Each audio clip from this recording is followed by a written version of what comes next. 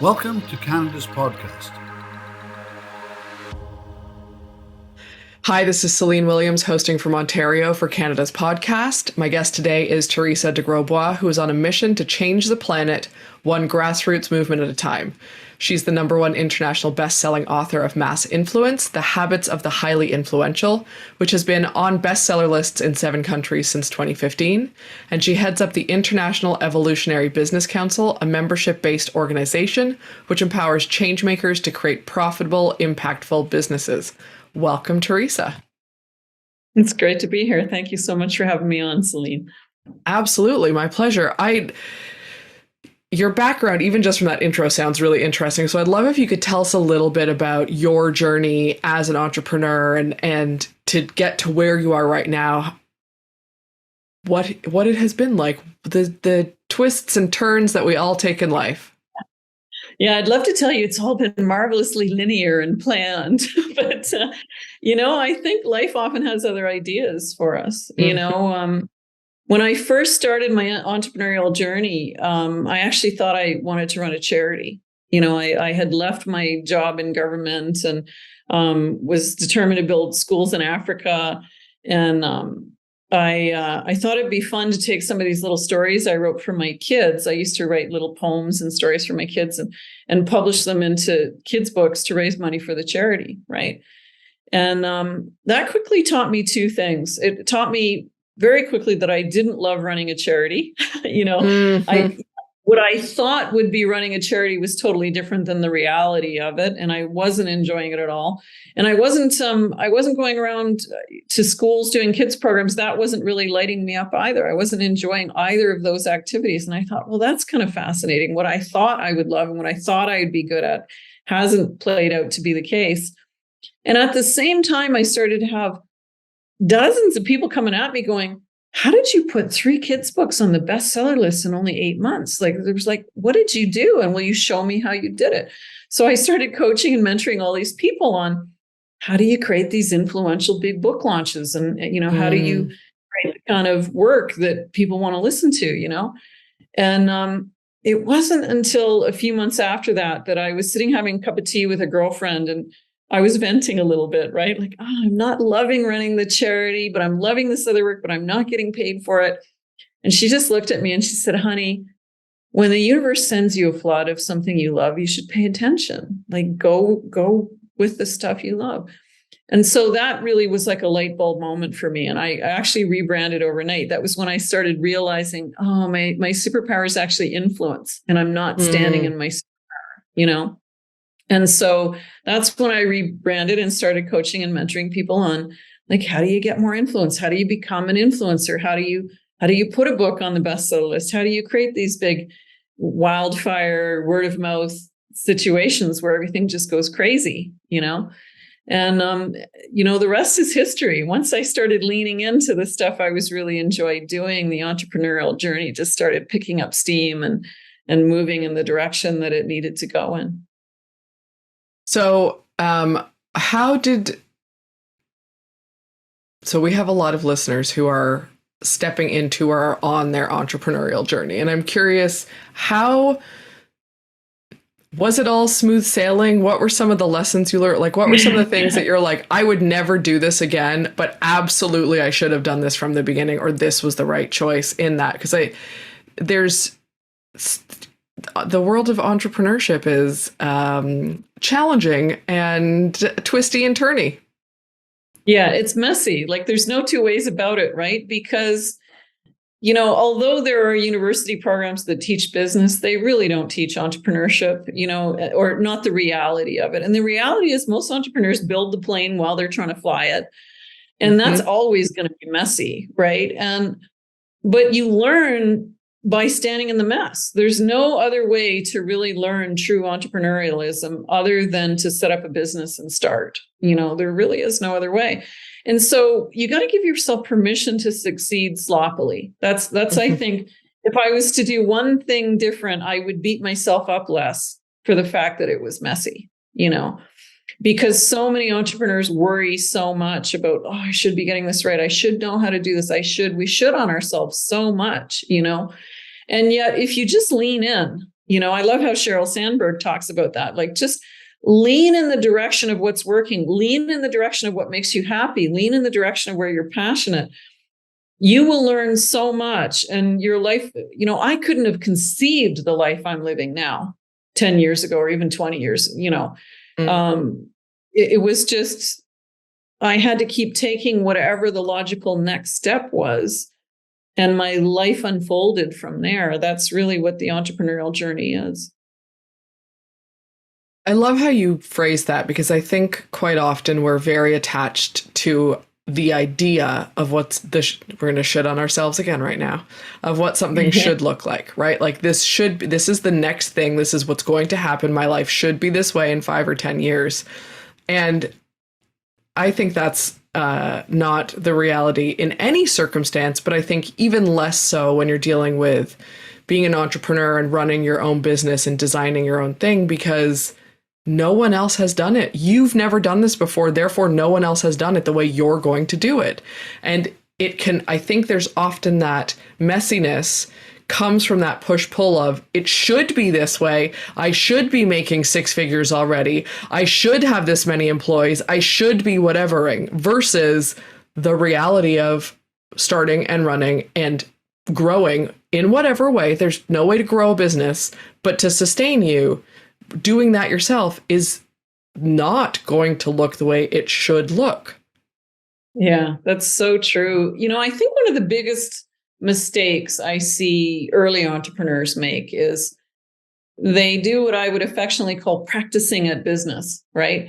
Like, they convince themselves that if I do this business first, not the one that I really want to do, not that really big dream I have, but if I do this little business, I'm, saying little in quotes, right? If I do this little business first, it'll help me learn entrepreneurialism. It'll be easier because in my mind it's smaller. And then they get into it and they realize, oh, this is a lot more work and a lot harder than I thought it would be. When in fact, if they had just gone straight to what's that really big dream you have? What's that, if you could do any business you want, what would that business be? What's that real dream that's at the very core of your being that you really want to make a difference for other people? And the reason I think so many entrepreneurs fall into that trap is our dreams are bigger to us than they are to anyone else, right? Because they're your dreams. That's huge, right? Like, and yet nobody's going to be better hardwired to step into your dreams than you, especially your dreams of really making a difference in other people's lives, right? So nobody's going to be more committed, more perseverant, more passionate, more engaging, because they won't be that person's dreams. So skip over the practice business. Go right to the one when you hear yourself saying, someday I will. Do that one now. Yeah. I think that's great advice. I think we have a lot of illusions of, and it's not to say, I'm going to caveat this before I even say it. It's not to say that you can't learn from those side businesses or side hustles or the practice. You absolutely can. And it's always going to be more work, and it's never going to be exactly applicable to whatever your real dream is. And so, it sounds like you have run a few businesses. You've been an entrepreneur in a few different ways, as have I. And I can tell you that what I thought I knew with my first business, when I tried to apply it to my second business, I was like, well, the world has changed entirely in a very short period of time, and I basically need to unlearn everything that I thought I knew. Yeah. Yeah. And so all of those things that you think you're going to learn in your practice business may not be applicable by the time you get to the other one anyway, right? So, yeah. So true. Yeah. Yeah. So I'm curious how you started a business helping people be better influencers. Let's put it that way. I might be killing that. Hopefully I have captured the essence of it. Yeah. And then from there, you wrote a book, that not a children's book, but this book on influence. Was that kind of the next step after running or while running your business? Not after. Well, around the same time or probably a few years before we came out with Mass Influences, when we started the Evolutionary Business Council, I think that was the next biggest iteration of my entrepreneurial journey. And, ironically, it was sort of a lot aligned with what I was just talking about. I used to teach people to step into that really big dream now, right? And ironically, I wasn't doing it myself. I remember I did a really big event for marketing, all about influence-based marketing in Calgary. And I invited a lot of the top speakers in North America, people I mastermind with. I was so excited to have them come up to Calgary. And I booked some condos up in the mountains to take everyone up for the weekend, just so we could all hang out together for a few days after the event. And that first night, we're all sitting around the living room, and out of my mouth pops, someday when I'm influential enough, I would love to start an organization for all the change agents and emerging thought leaders of the world, so that they could really learn to help each other and really help each other get, bigger word of mouth epidemics and more word of mouth out there. And everybody in the room started laughing at me. And I'm like, what? I just told you guys my dream. Why are you all laughing? And Daniel Gutierrez looks at me. Of course, he's one of the top Latino speakers in the world. And he says, wait a minute, Teresa, you were just on stage 4 hours ago telling people to notice when they say someday I will, and inviting them to have that day be today. And then Jennifer Huff turns to me, who's, one of the biggest speakers in the whole holistic realm, and says, so when are you going to do that, Teresa? And it was those people holding my feet to the fire, almost through intervention. That was the moment the Evolutionary Business Council was born. Because I think in my mind, my own self-limiting beliefs, my own inner dialogue was, well, who could ever be possibly influential enough or big enough to lead a community of change agents and thought leaders? Like, who would ever be strong enough for that?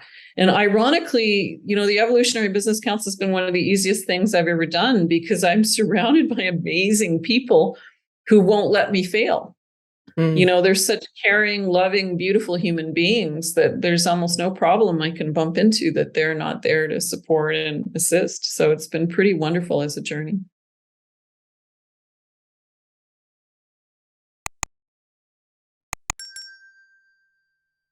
I love that you had people holding you accountable and who kind of pushed you into your own story.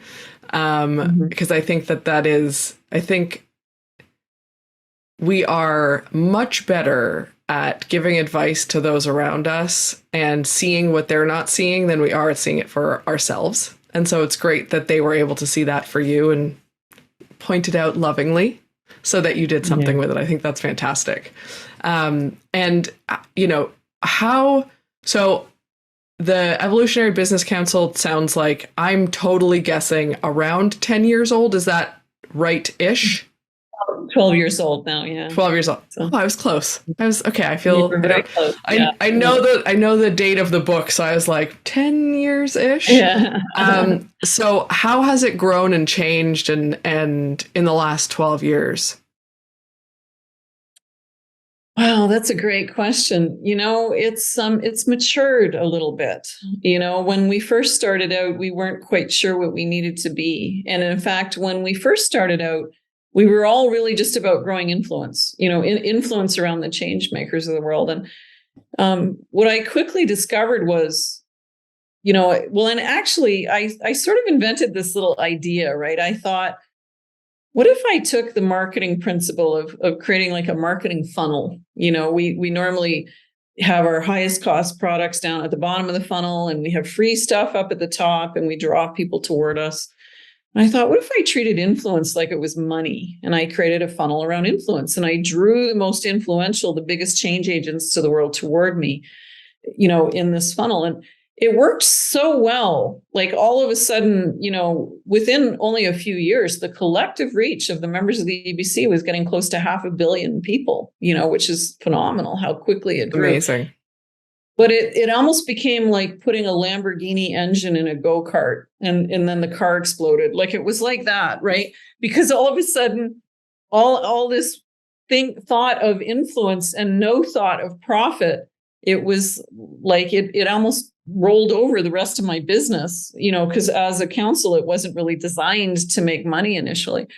And that was when I sort of realized, okay, well, that was a really good idea. And that was the best idea I ever had and the worst idea I ever had, all in the same moment, because it worked so well that it almost destroyed us, And So then we realized we needed to bring in all three pillars, like influence, profit, and impact playing together. And then that's really what people needed, right? Because a lot of change agents in the world, they're all about the impact and they're all about the influence. And they forget to think about the money. And all of a sudden they can't even buy groceries, you know? And in some ways, we're falling into that same trap ourselves. But when you get influence playing powerfully together with profit, that actually is the sweet spot to generate the maximum amount of impact that you possibly can. So we're doing a lot better now that we're teaching the three as three pillars. And is a piece of what the Evolutionary Business Council does training and teaching? You mentioned teaching, so I'm curious if that is an element of it or an aspect of it.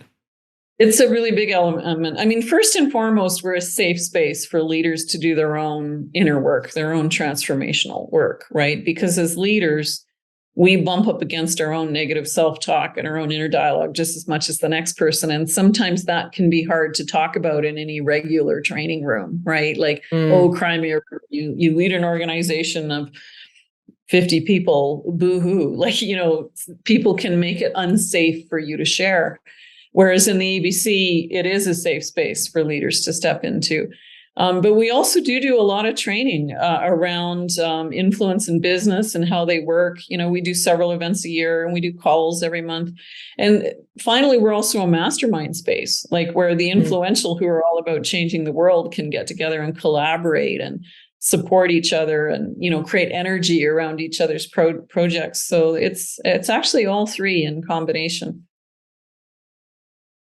That is, I think that's a very important and interesting combination. I think a lot of places tend to focus on one or the other. And the fact that you have all three pillars, I think is very unique. Yeah. So when you look at your, I'm going to keep saying journey. I know it's just repeating the word journey a thousand times. It is a journey, though. So that's, you know, it's a good word, journey, right? Because it is. Life in general is a journey, but especially entrepreneurial. Yeah. When you look at your journey thus far, what do you... Oh, I have two questions in here, but I'm going to focus on one instead of trying to do both at the same time.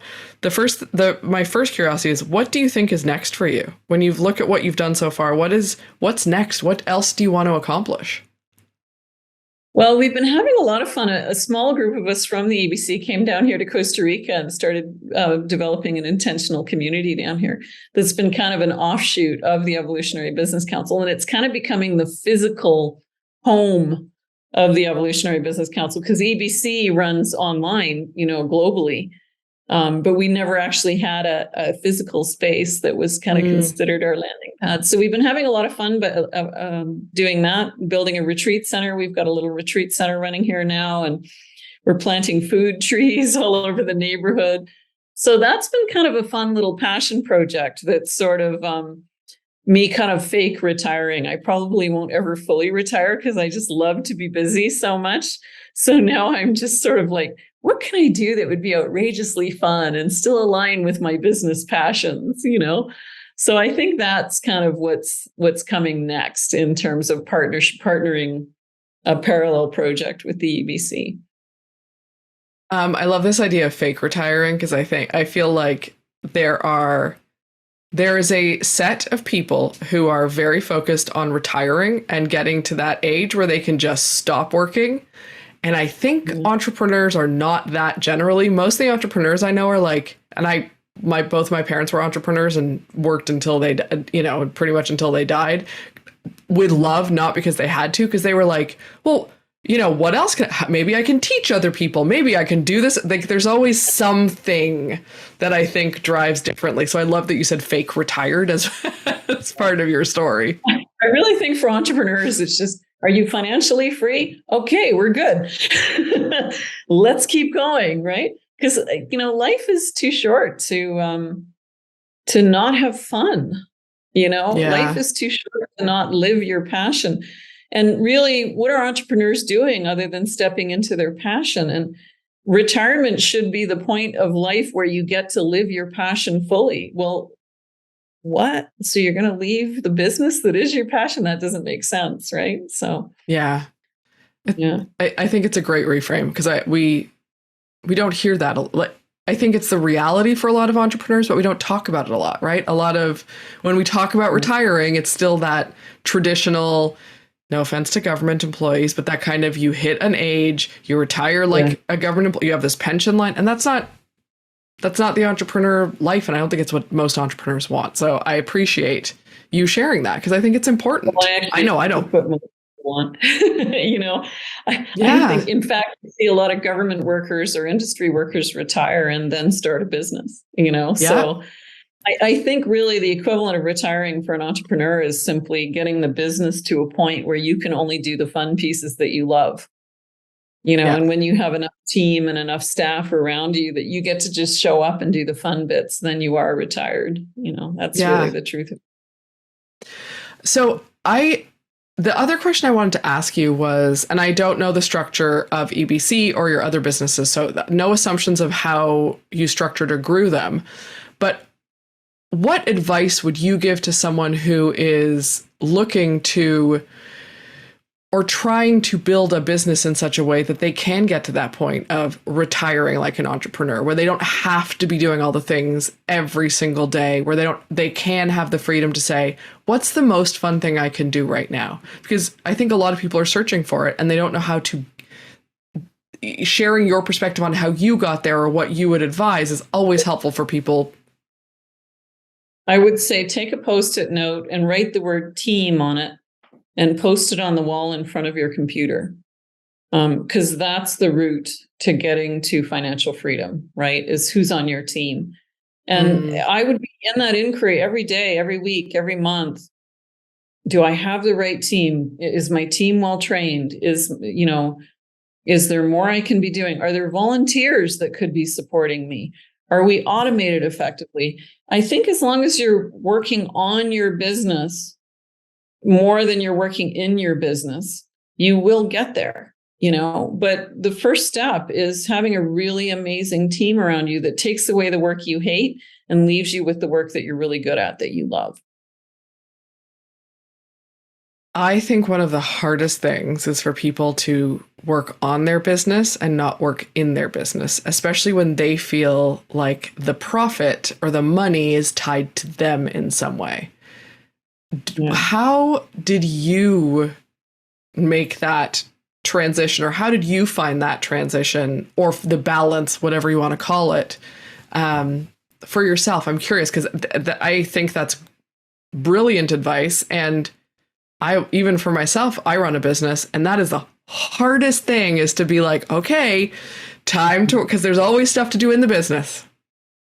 Yeah. I always set myself almost like a budget every week, where 30% of my time has to be working on the business, 30% of my time is marketing and sales, and 30% of my time is anything else in the business, like content delivery or whatever. And when I chunk it up that way, and so on any given week, if I feel like I'm not getting anywhere, not making traction, I look back over the course of the week, where was I spending my time? And usually that balance is out of whack somewhere. And usually it's, I got busy down in the weeds working in the business, and I either forgot marketing and sales, or I forgot to work on the business and the business structure and the business setup and the business leadership effectively. It's usually that balance that's twisted. I love that. I think that's really, it's simple, and anyone can, not that they necessarily will, I appreciate that, but anyone can take that and apply it to their own business. So I appreciate the simplicity of that. I'm curious if there's anything that, actually, I'm going to take a step. I'm going to change this slightly. In doing the work that you do, and especially around influence, who or what has influenced you the most? Whether it's a book or someone out there where you think that's a person who is like a great influence in a positive way, hopefully. Well, my absolute favorite business book would have to be Bob Burg's The Go-Giver. And I think if you really want to understand influence, other than my own book, of course, obviously, influence is brilliant. But I think if you really want to understand influence, read The Go-Giver. Because it really talks about, and a lot of women do this naturally and intuitively, but they don't do it with intention. Like they're not intentional about it. And a lot of men are the opposite. Like they're intentional, but they really don't understand what they need to be doing. Like, and I don't mean that I don't mean to polarize the sexes, but in terms of our natural hardwiring, because influence is really about developing relationships. Right. Because you can't make yourself famous. Right. I couldn't stand up on a chair at a networking event and say, look at me, I'm so great. Like I would get shown the door so quickly, but if I stood up on a chair and said, oh my God, guys, Celine Williams just walked in the room. She's got the best podcast. You got to go meet her. And she's so amazing. Like in that moment of giving influence to someone else, I actually become the most influential person in the room. Yeah. Right. And when we start to notice this and get really intentional about it, one of the reasons I wrote my book was there were so many people out there, like really amazing grassroots change agents that were doing some really incredible things in the world, but they just didn't understand the basic principles of how influence worked. And somebody just needed to sit down and explain, here's what you do need to be doing. And here's the common mistakes that you're falling in traps with. That if you just stop doing these things and start doing these things, you'll get so much more traction around what you're doing. That's great. I appreciate that. For all of our listeners and viewers, Teresa, where's the best place for them to find you online and connect with you? Well, I've got a free program that your listeners are welcome to do. It's called our 30-day influence challenge. So you can come to massinfluencethebook.com and do the 30-day influence challenge, and we'll send you to all the links where you can get the digital version of my book for free. Right now, we're to celebrate its 7th year anniversary of remaining on the bestseller lists. We're now giving the digital version away for free. So you can get That's it on amazing. iTunes. Amazon keeps trying to raise the price again. So email me if you find Amazon's charging for it again. But all of the sites, we're putting it down to free so that we don't want to have anyone have any barriers to learning how to change the world in a positive way. So you can't blame that the book costs money. It's there to support you. So massinfluencethebook.com. Amazing. And I hope all the listeners check it out because especially, first of all, congratulations on being in the bestseller list for 7 years, but also very generous to be giving it away for free. And I hope all the listeners get a copy of it and do the challenge and reach out and tell you how it went, because I think that is an amazing offer. So thank you for sharing it with us. Thank you. It's my pleasure. And I appreciate your time today, Teresa. It was really great chatting with you. And to all of the listeners, thanks for listening to Canada's podcast. Like, comment, and subscribe to all our channels to get the latest podcasts from entrepreneurs across Canada.